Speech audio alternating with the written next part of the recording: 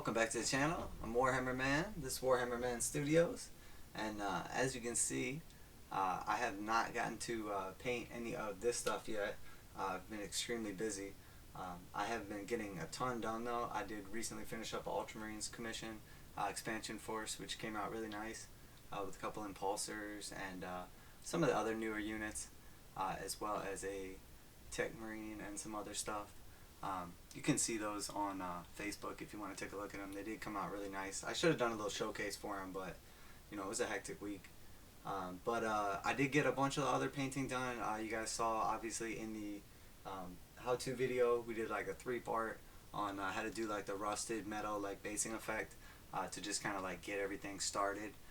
But I did want to go ahead and just kind of take a look and do like a little recap on a couple things. I am completely done magnetizing. I ran out of magnets a couple short, but basically this is like a fully magnetized piece.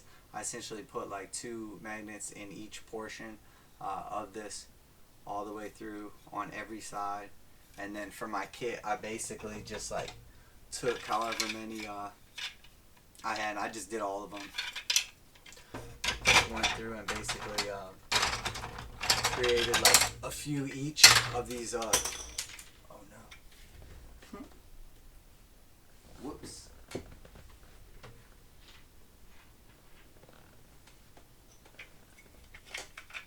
I created a few each of like key pieces basically, where I figured I needed like the 2 pieces, like where it's 1 in the center. Obviously like the ones that it comes with, it's 1 in the center, the first one I showed, and then there's 1 coming out from each side on it, and then this is what I would call like the 3, where it's essentially 1, 2, 3 of these. And again, I just went through and everything is magnetized, so when you put like 2 of them together, they completely connect like that. So essentially when you're going to like play your game, all of these are already like ready to go. So then when you're putting them on top of stuff, you're getting so much more stability from it, because you're getting stabilized by not only the actual like pillars themselves, but you're also getting stabilized by the magnets as well. So in the middle there, you would basically just use 2 of these bad boys, and again you can see how nicely they just clip right in there. And then, oops, sorry. And then there you have basically, you know, that's like your little magnetized built like structure way. So as you can see, you know, you didn't have to go all out and do all of this, but I did. And then obviously as you take like some of your other pieces that are magnetized around, like, you know, obviously if you've seen any other videos, you know, you've seen all this stuff before. But like I said, I just wanted to do like a quick little recap. I basically had bought, it was like 500 of those magnets, and I literally used every single one of them on 2 of these kits, and I had a few pieces that I did not get to magnetize. So it's crazy to think that there's that many magnets in all this.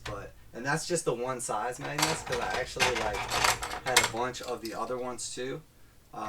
Like the bigger ones is what I used on all these, and that doesn't even count. Like all these ones don't count towards like the 500. The 500 is just the little ones that went into like these pieces. But there you can see essentially, you know what I mean, you created like a whole, you know, walkway structure. I mean, it's like assembled correctly and everything. You know, it sticks right together perfect, and it gives it so much strength. And then, you know, obviously you could build it any way you wanted. I like it. It was definitely worth the trouble. I may even offer a magnetizing service, you know, if people seem interested in it, because I do understand that it is extremely tedious. I basically spent like a week magnetizing these, like in every spare bit of free time I had, and then also when I was supposed to be sleeping as well. So, but now enough of the magnets, and on to what everybody really wants to see. No, these are I'm gonna show off a couple of the models from the gangs that we worked on. We did like kind of do some customization on the leaders, and also like magnetizing the weapons. So this is like our little like cubby basically for all these bros. And as you can see, I essentially went through and just drilled like a tiny little hole in each one of these arms, like right where the shoulder joint would be, and then like flushed it up, you know, basically to make sure I got the position correctly for all these weapons. And then that way, you know, as you play your Necromunda game, it gives you the ability, you know, to essentially customize your gang. So, you know, you might not have the money for that weapon right off the bat. Maybe you got to start off a little more scraggly, you know what I'm saying? Your gang got that cash. They still grinding, you know what I mean? So, I don't know though, that's a pretty good X. So maybe he just gets the one and then he's got like the little guy because you're a couple short points, you know, and then you're like, oh, I need a little bit of range. I need to be able to throw down on these dudes. Get that 4-inch buzz. Well, I don't know. It's just cool to have like the ability to be able to you know, like swap all your different dudes or whatever, or as somebody dies and you just want to have like, you know, or you want to, I don't know what you want to do, switch weapons, somebody died, somebody else got the upgrade. I mean, it's just cool, I think, to have the ability to do that. And then if you like take the time and all we did was just drilled out the shoulder, you know, corresponding, and you want to try to line it up, you know, with the arms. And some arms are going to look better than others, you know, because they're going to kind of like be more meant for that model to begin with. So if you're using those arms, they're going to like recess how they should if you put the magnets, oh, those two red arms, if you put the magnets like down in the holes properly, you know, once you put the arms on the dudes, you know, he basically looks natural, you know, as natural as he can, I should say, for this demonic corpse grinder. But yeah, so that's a couple of them. And you know, we did all of them. They're all done like that. So everybody is fully swappable, and it is 100% worth the time to do that. Even on your juvies, definitely worth it. Even on the Jews, you might want to swap their weapons. They might get upgraded. A couple of the weapons you can kind of like swing it with, like this one's like a little bit like juiced up, I guess, on the side. He's got like a little extra muscle. You can kind of swing it on these two, but it looks a little weird on like the scrawny looking. These dudes are like a little more scrawny kind of, and they can't really rock it. But you see, like they, you know, they came out extremely well. Obviously, you know, you may want to like pose your dudes a little more like dramatic for a picture or whatever after he slays somebody. I don't know. It's cool. I like it. I like the ability to be able to swap the weapons. I would definitely recommend it to everyone. And then finally, the piece de resistance, the one and only. That is the fully customized corpse grinder leader. Man, it's kind of hard to make out his face right here. The static pictures of him, honestly, because it is tough to make out on camera. But essentially, I can describe him for you. You know, he obviously has a bunch of trophy racks with like skulls all over them. And then, you know, we did incorporate like a little bit of like a wrap around his skull. And then it goes through the eyes of the little skulls that are on his weapons. And then you can't really tell right now, but his face is actually the face of a Palanite. I don't want to spoil the storyline or anything, but you see he's got some beastie horns and everything. And then he's got a little rack of ribs on the back there. You see what I'm saying? He's doing alright for himself. He's got some nice axes. He's got some, you know, that's better than cash right there. Some ribs. And then you see, obviously, once again, you know, of course, he is magnetized as well. So you can change out his weapons. And then there's like so much detail on this dude. Again, you're not going to be able to make it out. But like he's got his custom little shoulder pads. And then the way I like set it up, the arm sits perfectly. And there's little pieces that come out. You see on both sides. This is key to incorporate the arms and make them look more natural. You have like little nubs and stuff like that sticking out like three-dimensionally. In this case, it's like the skull ribbon. I added a couple on on each side, and then that way when you put the arm in, it's not just like a flush little like arm that just comes and it's just, you know, straight arm to chest. There's like all these other little bits that now like blend together, and then you can't tell that his arms like come off. It looks natural, you know how it should. And then, you know, you can obviously change him and, you know, move his arms around as well, or whatever you want to do, so he looks like he's in the middle of battle. And again, you're not going to be able to make out some of this detail, and it is tough showing it off on camera, but yeah, that's him. He's definitely a beast. He's awesome. And now for the other boys, because obviously that is the evil boys. Just show you a couple of these bros here. And it's the same deal again. You know, basically just took the time and, you know, just went through and magnetized everything. Magnetized all the arms.